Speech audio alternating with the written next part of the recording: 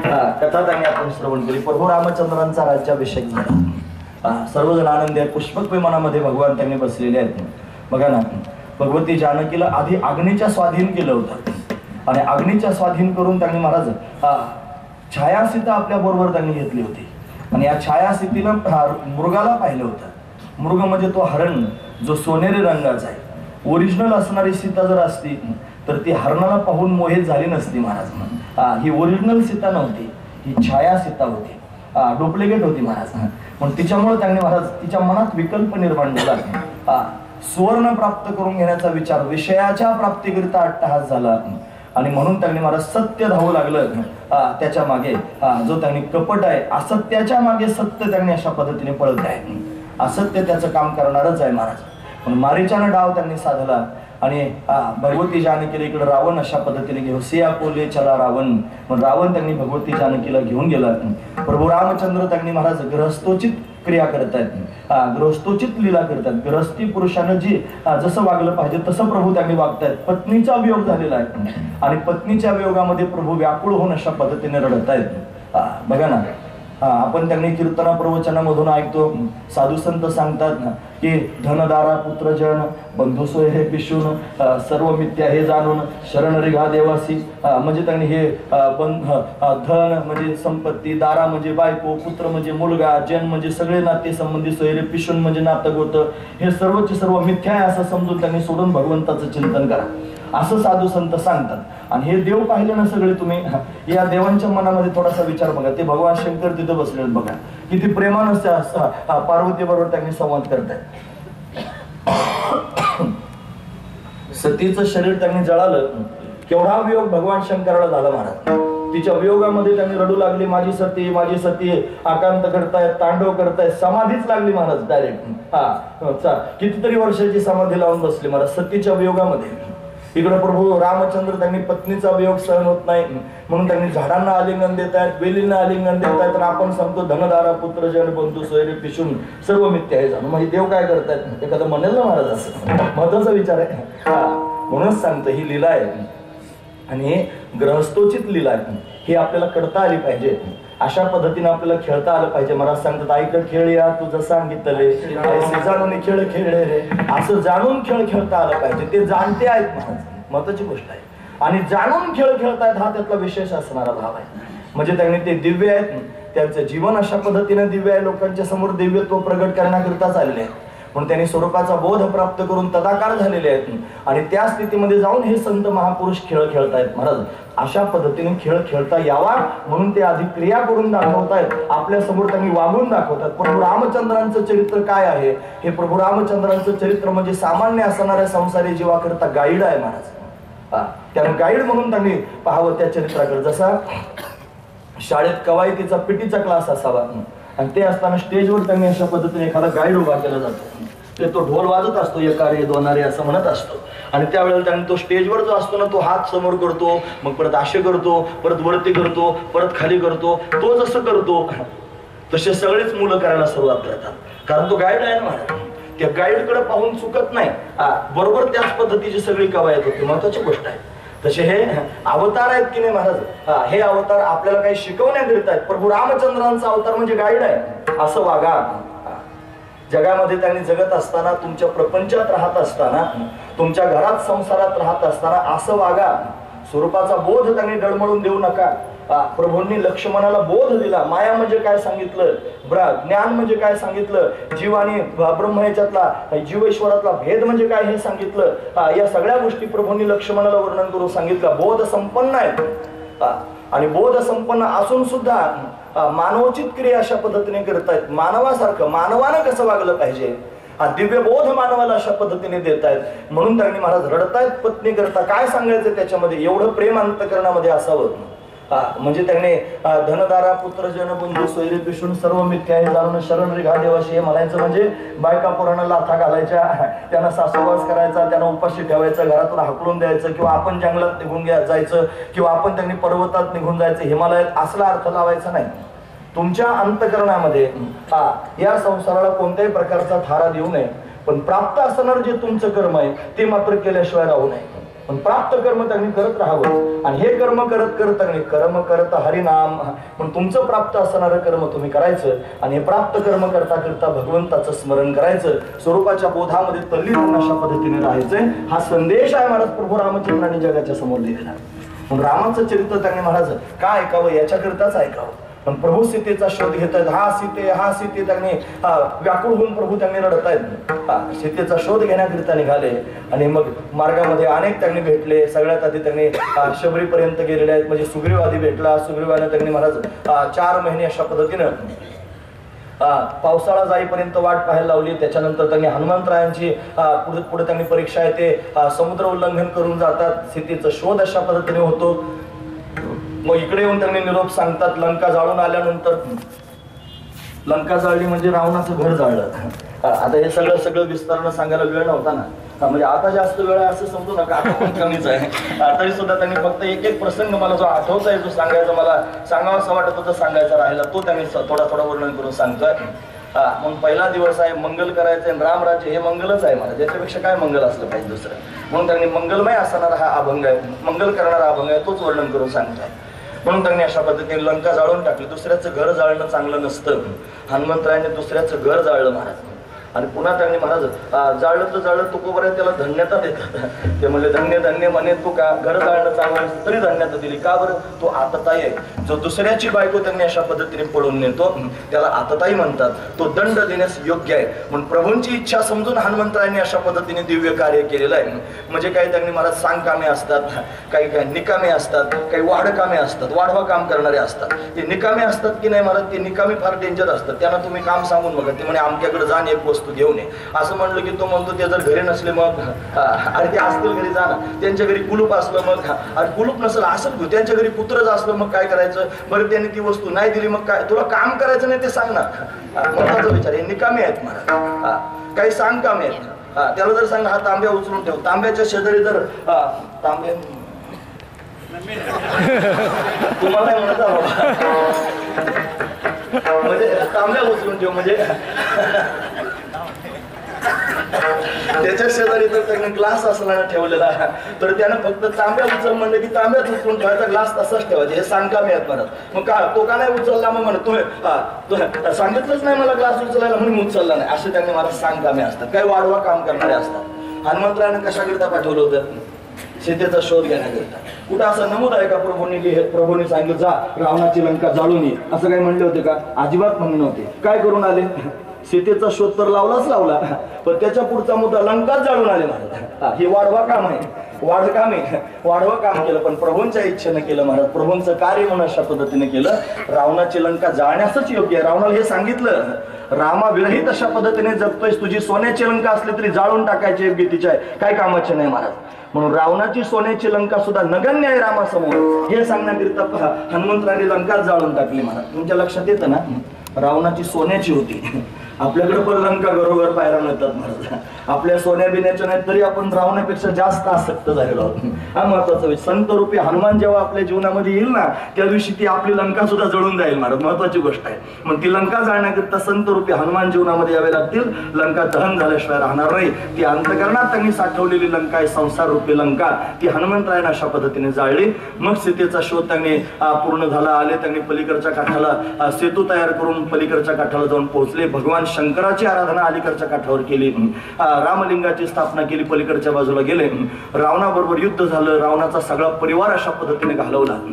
त्याला मुक्तीपंथाला पाठवलं. महाराज म्हणतात मुक्त केले राक्षसांना त्यांनी मुक्त करून टाकलं. हा दिव्य असणारा भाव आहे. राक्षस त्यांनी प्रभूंच्या हाताने मारले गेले. ते मुक्त झाले सर्वजण. आणि रावणाचा उद्धार करून त्यांनी अशा पद्धतीने म्हणतात रावण मरता मरता प्रभूंबरोबर बोलत होता. रावण धारातीर्थी पडलेला आहे. रामाचे बाण लागलेत म्हणजे 31 बाण होते. म्हणजे त्यांनी 20 बाण 20 हाताना लागले. 10 बाण 10 मस्तकाला छेदू लागले. एक बाण नाभीमध्ये त्याच्या घुसला आणि तो त्यांनी जमिनीवर पडलेला आहे. प्रभू रामचंद्रांकडे पाहतोय सगळ्यांच्या समोर आणि विचारला रामाला प्रश्न. रामा सांग विजय कोणाचा झाला? रावण विचारतोय विजय कोणाचा झाला सांग. प्रभू रामचंद्र गंभीर आणि स्मित हास्य करून रावणाकडे पाहून बोलू लागले रावणा विजय तुझाच झाला. अरे रावण मरतोय आता सरळ सरळ आपण पाहतो रामाचा विजय झालेला आहे, तरी पण प्रभू रामचंद्र स्वतःच्या तोंडाने सांगतात, रावणा विजय तुझा झालेला आहे. का विजय रावणाचा झाला? त्याचं कारण रावणाने ही संपूर्ण त्यांनी त्याच्याच करता केलं होतं. राम डोळ्यासमोर त्यांनी असावा, मरताना रामाच्या हाताने मृत्यू प्राप्त व्हावा याच्याकरिता अट्टहास होता. रावणाचं म्हणणं खरं झालं होतं महाराज. म्हणून अंतकाळ समयाला राम प्रत्यक्ष पाहायला मिळाला. म्हणून त्यांनी अंतकाळी ज्याच्या नाम आले मुखा तुका म्हणे सुखा पार नाही. राम राम म्हणत रावणानं त्यांनी शरीर सोडलं. त्यापेक्षा राम डोळ्यानं पाहता पाहता ज्यानं शरीर सोडलं त्याचा पराजय कसा होईल महाराज, तोच खऱ्या अर्थानं विजयी झाला, त्याचं जीवन कृतार्थ झालं महाराज. म्हणून रावण अशा पद्धतीने मारला. माझं म्हणणं नाही बरं, साधू संत ते म्हणतात, मनशे बिभीषण शहाणा परी तो महामूर्खाची जाणा. म्हणे बिभीषण रामाला शरण गेला आणि त्यानं लंकेचा राजा झाला आणि रामानं त्याचा राज्याभिषेक केला. म्हणून त्यांनी बिभीषण फार श्रेष्ठ आहे, तो अजिबात शहाणा नाही, तो मूर्ख आहे. म्हणे कसं काय? त्यानं लंका मागून घेतली, राम सोडून दिला. आणि रावण त्यांनी शहाणा आहे, कसं काय? त्यानं लंकेचा जाळ करून टाकला, रामाच्या हातानं मृत्यू स्वीकारला, रावणाचा विजय झाला महाराज. महत्वाची गोष्ट आहे, दिव्य असणारा भाव आहे. म्हणून त्यांनी महाराज रावणाचा विजय, तू म्हणाल रामायण सांगून झाला आणि रावणाचा विजय झाला म्हणतोस. मी नाही म्हणलो बाबा, प्रभूच म्हणतायत रामा तुझाच विजय झाला. खरंच हेच आहे महाराज. रावण म्हणजे अहंकार, रावण म्हणजे काम. हा अहंकार ज्यावेळेला रामाच्या समोर त्यांनी महाराज विलीन होऊन जातो, हा अहंकार रामाच्या चरणामध्ये त्यांनी महाराज संपून जातो, त्यावेळेला खऱ्या अर्थानं विजय झाल्याशिवाय राहत नाही. महत्वाची गोष्ट आहे. म्हणून रावण रूपी अहंकार आपल्या पोटात आहे आणि अहंकार प्रभू रामचंद्रांच्या चरणामध्ये विलीन करून टाकावा, रामराज्य त्यांनी सुरू होईल. महत्वाची गोष्ट आहे. पुष्पक विमान आलं, त्या विमानात सर्वजण त्यांनी बसले. प्रभूंचं औदार्य बघा ना कसं आहे. हे तर कोणाला विसरत नाहीत महाराज, ते सर्वांना आठवणीत ठेवणारे आहेत महाराज. ते प्रत्येकाला आठवणीत ठेवतात. ज्याने ज्याने उपकार केला त्याला आठवणीत ठेवत जावं महाराज. तुम्ही ऐकतात ना सर्वजण, आपल्यावर फार लोकांचे उपकार असतात. सामान्य संसारातलं जीवन जगत असताना सुद्धा फार लोक मदतीला येतात. कधी कृतज्ञ होत जाऊ नका. जो ओरिजिनल पारमार्थिक मनुष्य कधीच कृतज्ञ होत नाही महाराज. कृतज्ञ होऊ नका. कोणी त्यांनी महाराज एखाद्या कठीण प्रसंगामध्ये तहान लागलेली आणि घसा कोरडा पडलाय, घोटभर पाणी जरी प्यायला दिलं ना गाडीत चालता चालता एखाद्यानं, तरी त्याचे उपकार लक्षात ठेवा. महत्वाची गोष्ट विसरू नका. ज्याने उपकार केलेले आहेत त्याला त्यांनी विसरायचं नसतंय. म्हणून त्यांनी उपकार करणारे फार मला जगात वर्णन करून सांगता येतील. म्हणून त्यांनी महाराज कृतज्ञता अंतकरणामध्ये असावी. परमार्थातलं सर्वात श्रेष्ठ असणारं लक्षण आहे, पारमार्थिक माणसाचं हे लक्षण आहे. कृतज्ञता असावी. कृतज्ञ होऊ नका, कृतज्ञता अंत. प्रभूंनी हे सांगितलं महाराज. प्रभू कृतज्ञ झाले. आणि पुष्पक विमानात बसून जात असताना सुद्धा भगवान अनेक ठिकाणी थांबला. ज्या ऋषीमुनींनी मार्ग दाखवला होता, ज्याने वनामध्ये थांबण्याची जागा दाखवली होती, ज्याने राक्षस मारण्याचा मंत्र त्यांनी शिकवलं होता, त्यांना भेटण्याकरिता आधी गेले वाल्मिकाच्या आश्रमामध्ये गेले, अगस्त्य ऋषींच्या आश्रमामध्ये गेले, भरद्वाज मुनींच्या आश्रमामध्ये गेले, शृंगवेरपुरामध्ये त्यांनी गेले. ज्या गुहकानं त्यांनी अशा पद्धतीने प्रभूंना सहाय्यता केली होती ना, त्याला पुन्हा एकदा हृदयाला लावलं. रामराज्याची सुरुवातच आहे महाराज. आणि मग त्यांनी महाराज जो केवड भेटला, त्याच्या डोळ्याची पट्टी स्वतःच्या हाताने अशा पद्धतीने खोलली. त्याला त्यांनी आपल्या बरोबर विमानात बसून घेतले, एकट्याला नाही, त्याच्या पत्नीला सुद्धा. ही कृतज्ञता आहे. आणि मग त्यांनी पुष्पक विमान अशा पद्धतीने गेलेलं आहे. अयोध्येपर्यंत गेल्यानंतर सर्वांना आनंद झाला. भरत वाटच पाहत होता महाराज. त्याने चिता रचून ठेवली होती. अग्निकाष्ट घेईन म्हणला, राम जर आला नाही तर 14 वर्षाचा वनवास पूर्ण होताच जर राम आला नाही तर जाळून टाकेन स्वतःचं शरीर, अशी त्याची अवस्था होती. प्रभू जाऊन पोहोचले महाराज. भरताला फार आनंद झाला. शत्रुघ्न आनंद विभोर त्यांनी झालेला आहे. इकडे त्यांनी सर्व मातांना बातमी कळली, सर्व प्रभूंना पाहण्याकरिता समोर आले. प्रभूंनी सर्वांच्या समोर आधी श्री गुरूंच्या समोर आपलं शस्त्र ठेवून दिलं. त्यांच्या समोर दंडवत प्रणाम केला. म्हणजे त्यांनी संतांच्या समोर शस्त्र त्यांनी धारण करत जाऊ नये, ते शस्त्र संतांच्या समोर ठेवून देत जावं. म्हणून त्यांनी शास्त्र सांगणारे संत आहेत, त्यांच्या समोर शस्त्र काय कामाचं आहे म्हणून दंडवत प्रणाम केला. गुरुजींनी आशीर्वाद दिलेला आहे, वशिष्ठ ऋषींनी. यानंतर त्यांनी आपल्या मातांना नमस्कार केला. यानंतर त्यांनी सर्व प्रजाजनांना प्रभू अशा पद्धतीने भेटू लागले. आणि मग सर्वांना आनंद झाला. जो राम राज्याचा कालावधी आहे, रामाचा राज्याभिषेक आहे, 14 वर्ष लांबला होता. आता त्याच्यात विलंब नको. पुन्हा त्यांनी एखाद्याची बुद्धी जर फिरली तर घोटाळा होण्याची दाट शक्यता आहे. म्हणून त्यांनी लवकरात लवकर रामराज्याभिषेक झाला पाहिजे सगळ्यांनी तयारी केली.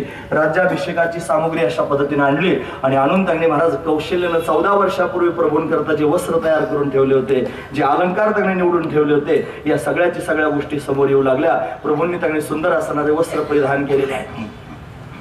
सुंदर सुंदर अलंकार त्यांनी प्रभूंनी घातलेले आहेत. भगवती जानकी अतिशय सुंदर त्यांनी शृंगारित होऊन प्रभूंच्या जवळ उभे आहेत. राम आणि सीता त्यांनी दोघेही सगळ्यांच्या समोर प्रत्यक्ष पाहायला मिळत आहेत आणि अतिशय विशेष असणारा शृंगार करून त्यांनी उभे आहेत. आधी सावळा सुकुमार असणारा हा राम आहे महाराज. अतिशय दिव्य आहे. सावळा सुकुमार आहे. त्याचे चरण कर्दळीच्या गाभ्या समान कोमल आहेत. त्याने समान चरण त्यांनी ठेवलेले आहे, वीरमुद्रेमध्ये उभा आहे. त्याने पिवळा पितांबर धारण केलेला आहे. त्याची कंबर सिंहासारखी लवचिक आहे. त्याचं उदर त्रिवलीने युक्त आहे. त्याची नाभी अतिशय सखोल आहे. त्याचं वक्षस्थल विस्तीर्ण आहे. त्याचा कंठ शंखासारखा सुंदर आहे. त्याच्या गळ्यामध्ये त्यांनी पुष्पांच्या माळा आहेत. त्याची हनवटी अतिशय मोहक आहे. त्याचे कपोल म्हणजे गाल अतिशय दिव्य आहेत. त्याची नासिका म्हणजे नाक सरळ आहे. त्याच्या भोया धनुष्याकृती आहेत. त्याचे डोळे कमला समान आनंददायक आहेत. त्याचं उंच असणारं कपाळ आहे. त्या कपाळावर त्यांनी मर्यागिरी चंदन लावलेलं आहे. त्याच्यावर केशराची ओटी दिलेली आहे. त्याच्या मस्तकावर सोनेरी रंगाचे कुरळे केस आहेत. त्यानं मुकुट मस्तकावर धारण केलेला आहे. त्याच्या कानामध्ये मकराकार कुंडले आहेत. त्याचे ओठ कुंदरू फुलासारखे लाल आहेत. त्याचे दात रत्नांची ओळी ठेवल्यासारखे सुंदर दिसत आहेत. कमल नयन असणारा हा राम आहे. तो आजानुबाहू आहे. त्याचे हात त्यांनी दिव्य आहेत. त्या हातामध्ये त्यानं अशा पद्धतीनं धनुष्य धारण केलेलं आहे. त्याला कोदंड नावाचं धनुष्य असं म्हणतात. त्याच्या पाठीवर त्यांनी तर्कस आहे. त्या तर्कसामध्ये त्यांनी बाण ठेवलेले आहेत. त्या एका हातामध्ये धनुष्य भगवंतानं धारण केलेला आहे आणि एक हात त्यांनी सर्वांना आशीर्वाद देणार आहे. असा दिव्य असणारा राम सर्वांच्या समोर प्रत्यक्ष पाहायला मिळाला. सर्वजण आनंद विभोर झालेले आहेत. महाराज भगवती जानकी प्रभूंच्या शेजारी अशा पद्धतीने उभे आहे. सर्वांना राम सीतेचं त्यांनी प्रत्यक्ष दर्शन झालेलं आहे. सर्वांच्या नेत्रांची तृप्ती होते आहे. आता वशिष्ठ महाराज त्यांनी अशा पद्धतीने राम राज्याभिषेक करतायत. राम प्रभूंना उंच असणाऱ्या सिंहासनावरती बसवलेला आहे. भगवती जानकीला त्यांनी महाराज प्रभूंच्या शेजारी अशा पद्धतीने बसवलं. वशिष्ठ ऋषींनी स्वतःच्या हाताने त्यांनी तिलक प्रभू रामचंद्रांना केला आणि तिलक करून त्यांनी महाराज औक्षण करून अनेक आशिष देत आहेत. ब्राह्मण स्वतः आलेले आहेत. ब्राह्मणांनी त्यांनी महाराज अशा पद्धतीनं तिलक करून मंत्र घोष करायला सुरुवात केलेली आहे. जय घोष प्रभूंच्या नावाचा अशा पद्धतीने होऊ लागला. सर्वत्र आनंदाचं वातावरण त्यांनी झालेलं आहे. सर्वजण आनंद विभोर आहेत. महाराज लक्ष्मण दादा आणि शत्रुघ्न दोघे त्यांनी प्रभूंच्या मागे हातामध्ये धनुष्य घेऊन उभे आहेत. भरत प्रभूंच्या चरणाजवळ अशा पद्धतीने बसलेला आहे. एका बाजूने त्यांनी अशा पद्धतीने हनुमंतराय हात जोडून बसलेले आहेत. हनुमंतराय एका बाजूने आहेत. भरतजी महाराज एका बाजूने आहेत. लक्ष्मण आणि शत्रुघ्न मागे उभे आहेत. राम सीता आसनावरती त्यांनी बसलेले आहेत. हे राम पंचायत दिव्य असणारं स्वरूप आपण त्यांनी प्रत्यक्ष पाहू शकतो. अशा पद्धतीने सर्वत्र आनंदाचं वातावरण झाले. प्रभूंचं हे दिव्य त्यांनी दर्शन सर्वांना झालं. ही दिव्य असणारी छबी सर्वांनी अंतकरणामध्ये साठवली आणि भगवंताच्या त्या चिंतनामध्ये सर्वजण विभोर झालेले आहेत. आता राम राजा झालेला आहे आणि राम राज्याची सुरुवात झालेली आहे. महाराज सर्व प्रजा आनंदी आहे. ते आधीच म्हणत होते राम हमारा राजा है, हम राम की प्रजा है. राम हमारा राजा है, हम राम की प्रजा है. 14 वर्षापूर्वीचा जो घोष आहे तो पुन्हा एकदा ऐकायला मिळू लागला आणि सर्व अयोध्यावासी लोकांच्या मुखातून एकच शब्द त्यांनी दरवळू लागला. राम हमारा राजा है, हम राम की प्रजा है. जय श्रीराम, जय श्रीराम, जय श्रीराम, जय श्रीराम. सर्वत्र रामनामाचा घोष त्यांनी अशा पद्धतीने होऊ लागला. राम राज्य त्यांनी झालेला आहे. प्रत्येकाच्या अंतकरणात एकच भाव आहे. आता आपल्या रामाचं राज्य आलेलं आहे. आता आपल्याला काय होणार आहे. सर्वत्र त्यांनी समाधानाचं वातावरण आहे. पृथ्वीला आनंद झालेला आहे. प्रभू ज्या कारणाकरिता त्यांनी प्रगट झाले ते कारण म्हणजे भगवती पृथ्वी आहे. महाराज पृथ्वीवर पापाचा भार त्यांनी झाला होता. वत्सरूपी पृथ्वी ब्रह्म्यापाशी जाय नेत्री वाहित वय सांगत असे रडून रडून सांगत होते देवा मला वाचवा, माझ्यावर पाप झालेला आहे. पापाचा भार झालेला. रावणासारखे, कुंभकर्णासारखे, खरदूषणासारखे, मारीचासारखे, सुबाहूसारखे दुष्ट प्रवृत्तीचे लोक जन्माला आलेले आहेत. मला भयंकर वेदना होत आहेत. मला वाचवा. पृथ्वीला त्यांनी समाधान देण्याकरिता प्रभू प्रगट झाले आणि पृथ्वीला त्यांनी सांभाळलं. तिला त्यांनी दिव्य असणारं समाधान प्रभूंनी प्राप्त करून दिलं. तिच्यावरच्या नद्या रक्तानं त्यांनी लाल झाल्या होत्या. तिच्यावर त्यांनी यज्ञ बंद झाले होते. ऋषीमुनींचे आश्रम ओस पडले होते. रक्तांची ढीकची ढीक, त्या आस्तींचे ढीकची ढीक सर्वत्र त्यांनी पाहायला मिळत होते. अशी सर्व भयंकर परिस्थिती होती. पण प्रभू रामचंद्रांनी संकल्पच केला होता की पृथ्वीवर त्यांनी सगळ्याच राक्षसांचा नाश करून टाकीन आणि वनवासाच्या काळामध्ये प्रभूंनी सगळ्या राक्षसांचा नाश करून टाकला. पृथ्वीवर असणाऱ्या नद्या अतिशय सुंदर पद्धतीने वाहू लागल्या. पृथ्वी सुजलाम सुफलाम अशा पद्धतीने झालेली आहे. गोमाता आनंद विभोर आहे. महाराज रावणानं गो हत्या त्यांनी अशा पद्धतीने गोमातेचा छळ केला होता. सर्व लोकांना त्रस्त करून टाकलं होतं. म्हणून त्यांनी सर्वत्र आनंदाचं वातावरण निर्माण झालं. पृथ्वी सुजलाम सुफलाम झालेली आहे. जी त्यांनी सर्वांना भरण पोषण करण्यास योग्य आहे ती माता आहे. महाराज सर्वांची देवांची अशा पद्धतीने ती पृथ्वी समाधानी झाली. यानंतर त्यांनी महाराज सर्व जीव त्यांनी आनंदानं अशा पद्धतीने विचरण करू लागले. निर्भय असणारी अवस्था सर्वत्र त्यांनी झालेली आहे. प्रत्येकाच्या अंतकरणामध्ये समाधान आहे. जशी वैकुंठातली स्थिती आहे, जेथ नाही आधी व्याधी स्त्री पुरुषात समान बुद्धी, हे वैकुंठाचं जे वर्णन आपण पाहतो अशीच अवस्था आहे. काही आधी व्याधी कोणाला नाही, सर्वांच्या ठिकाणी समान बुद्धी आहे, सर्वजण अतिशय आनंदात आहे. त्रेतायुगातली परिस्थिती आहे, पण सत्ययुगासारखं वातावरण निर्माण झालेलं आहे. यालाच रामराज्य अशा पद्धतीने म्हणतात. प्रत्येकाच्या अंतकरणामध्ये राम स्थापित झालेला आहे. राम म्हणजे सत्य, आणि प्रत्येक मनुष्य त्यांनी रामराज्यातला सत्याचं आचरण त्यांनी करतोय, धर्म पालन करतोय, आणि धर्म पालन करून त्यांनी सुखी झालेला आहे. हा दिव्य असणारा भाव जगद्गुरु तुकोबारायांना प्रत्यक्ष पाहायला मिळाला, आणि तो भाव सगळ्या लोकांच्या समोर तुकोबारायांनी वर्णन करून सांगितला.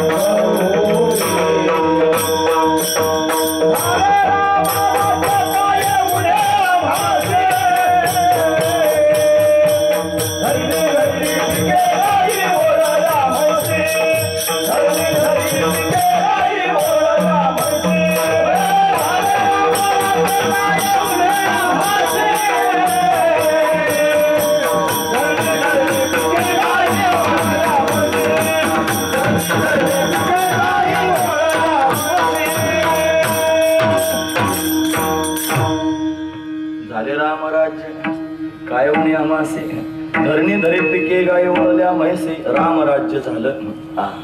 झाले रामराज्य काय होणे आम्हासे, काहीच होणं राहिलं नाही. याचा अर्थ असा आहे, जिथं काहीच होणं राहत नाही त्याला रामराज्य म्हणतात. लक्षात ठेवा, माणसाच्या जीवनामध्ये काय केलं म्हणजे त्यांनी सगळं उन्ह संपून जाईल. तुम्ही ऐकतात ना सर्वजण, महत्वाचा मुद्दा सांगतो. तुम्ही काय केलं म्हणजे तुमच्या जीवनामधली सगळी उणीव संपून जाईल. कशानं? तुम्ही उणीव संपून जाणं म्हणजे कृतकृत्य होणं. कृतकृत्य अवस्था. कृतकृत्य म्हणजे काय माहितीये का? गुरुजी वर्णन करून सांगायचे. गुरुजी म्हणजे वैकुंठवासी रंगनाथ महाराज परभणीकर. ते म्हणायचे, जे प्राप्त करून घेतलं असता जगामध्ये काहीच प्राप्त करून घेण्याची इच्छा शिल्लक राहत नाही, त्याला कृतकृत्य अवस्था असं म्हणावं. परत ऐका, जे प्राप्त करून घेतलं असता जगामध्ये काहीच प्राप्त करून घेण्याची इच्छा राहत नाही, त्याला कृतकृत्य अवस्था असं म्हणतात. मग असं काय आहे जगातलं जे प्राप्त करून घेतलं म्हणजे दुसरं काहीच प्राप्त करून घेण्याची इच्छा शिल्लक राहणार, काहीच उणीव राहणार नाही? कशानं होईल? असं एकच आहे महाराज, त्याचं नाव आहे परमात्मा. परमात्मा स्वरूपाची प्राप्ती जर करून घेतली, परमात्मा जर प्राप्त करून घेतला तर जगातलं काहीच प्राप्त करून घेण्याचं शिल्लक राहणार नाही. म्हणून लोक त्यांनी प्राप्त करण्याचा प्रयत्न करतात, आणि सामान्य असणारे घटक मिळवण्याकरिता संपूर्ण जीवन खर्च करतात महाराज. कोणी त्यांनी जमीन घेण्याकरिता जीवन खर्च करतो, कोणी घर बांधण्याकरिता जीवन खर्च करतो, कोणी त्यांनी बायका पोरं सांभाळण्याकरिता जीवन खर्च करतो, कोणी मान सन्मान प्राप्त करून घेण्याकरिता जीवन खर्च करतो, कोणी गाड्या घोड्यांकरिता जीवन खर्च करतो. कोणी लोकांचं वाटोळं करण्याकरता जीवन खर्च करतो, काय करतील लोक सांगता येत नाही मला.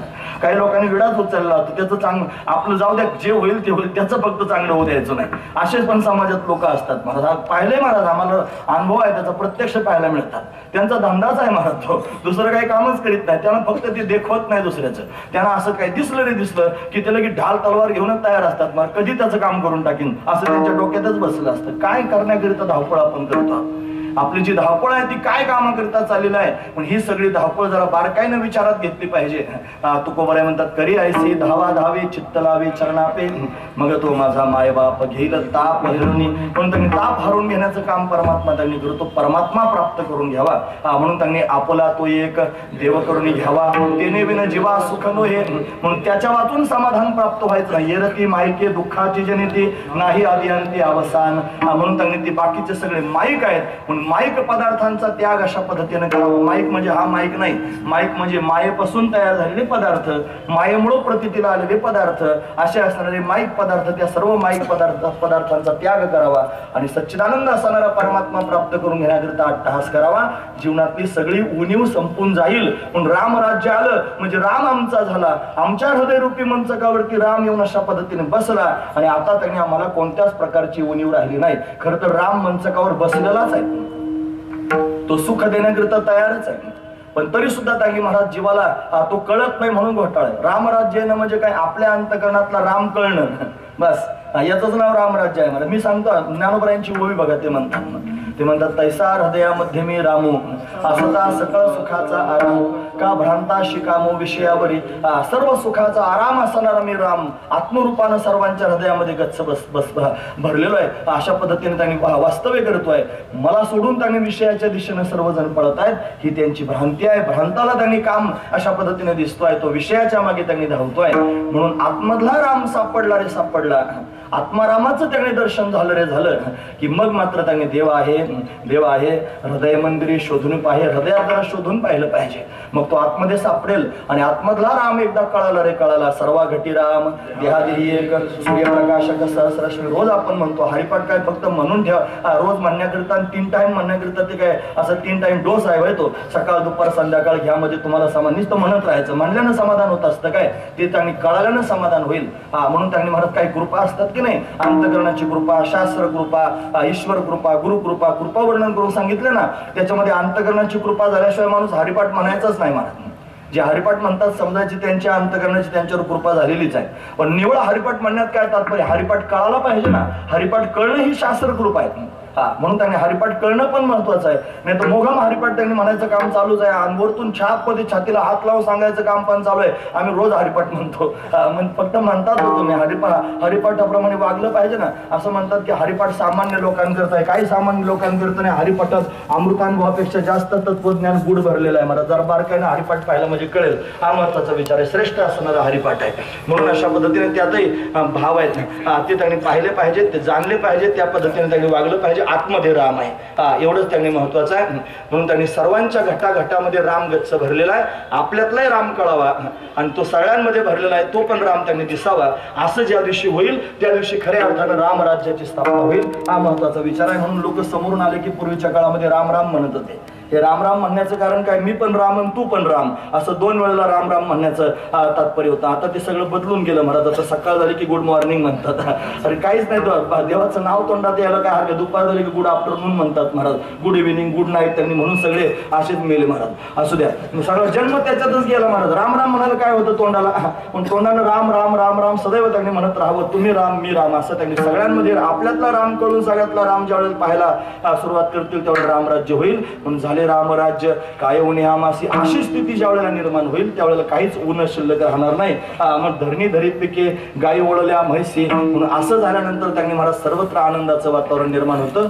धरणी धरी पिके, धरणी म्हणजे पृथ्वी, ती पिकं धारण करते आहे.